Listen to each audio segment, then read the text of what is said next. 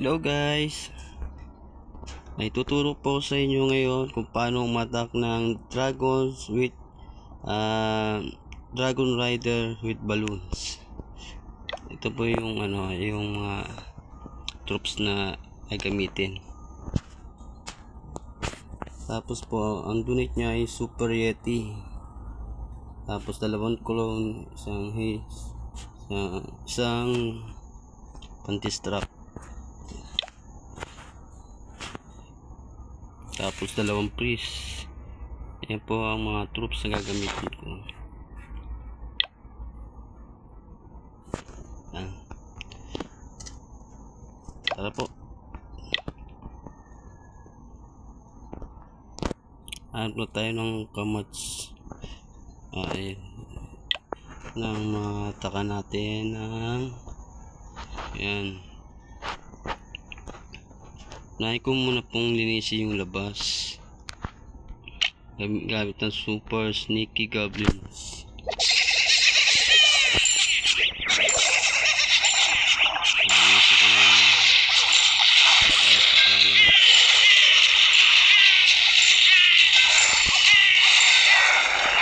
Linisin ko ngayon ang Minion Prince ito. Ni ability nito ito naman ang Dragon Rider. Ano natin ang balloon Dragon Blink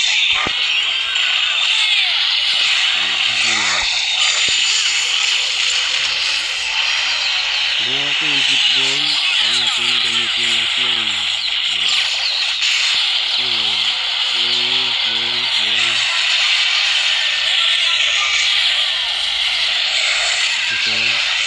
Ito diyak namatay. Ito lang. Ito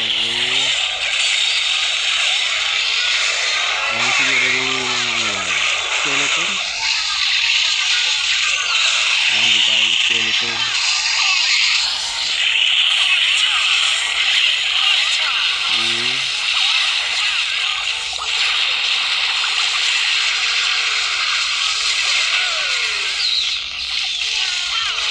Hindi namatay. Dibali. Si Arthur naman papatay doon.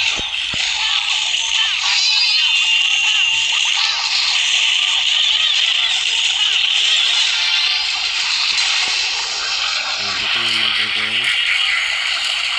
Dragon.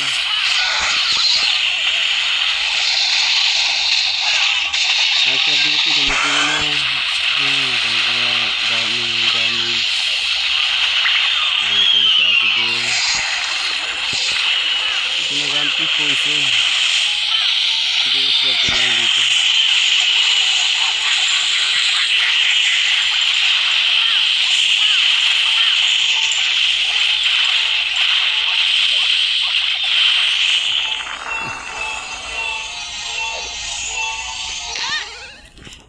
Dahil pa natin ang troops please tayo nga guys.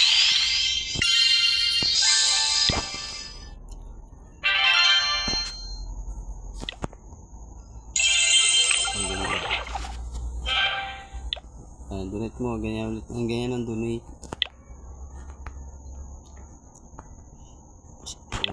Sa paulit.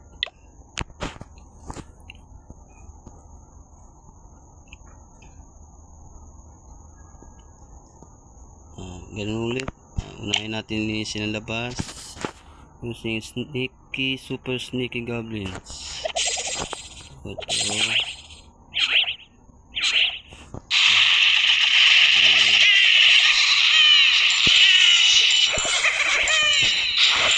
Oras hindi maubos oras.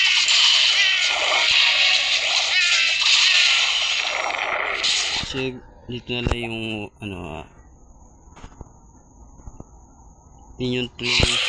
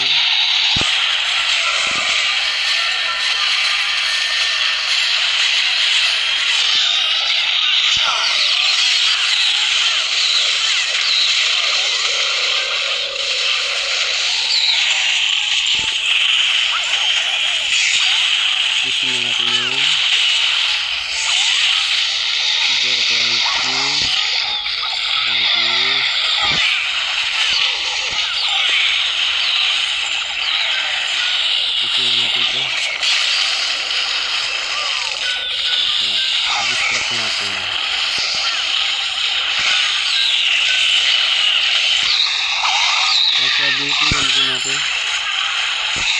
Hindi natin magagamit ng poison.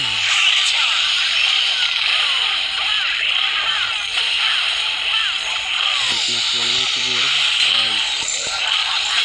Yun, restart na. Using Dragon Rider at Balloon.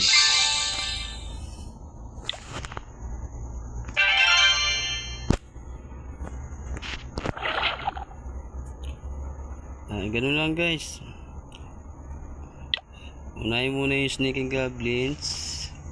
Tapos sundan mo siya ng heroes na kabilang gilid.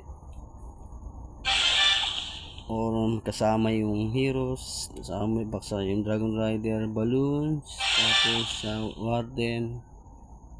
Ayaw mo na yung sa may ng blimp. Yung blimp pag nakarating na ng town hall, paksa ng mga clone, haze, saka tabayaan mo na lang kung saan pupunta yung mga Super Yeti. Yun lang guys, sana meron akong na-share sa inyo ng strategy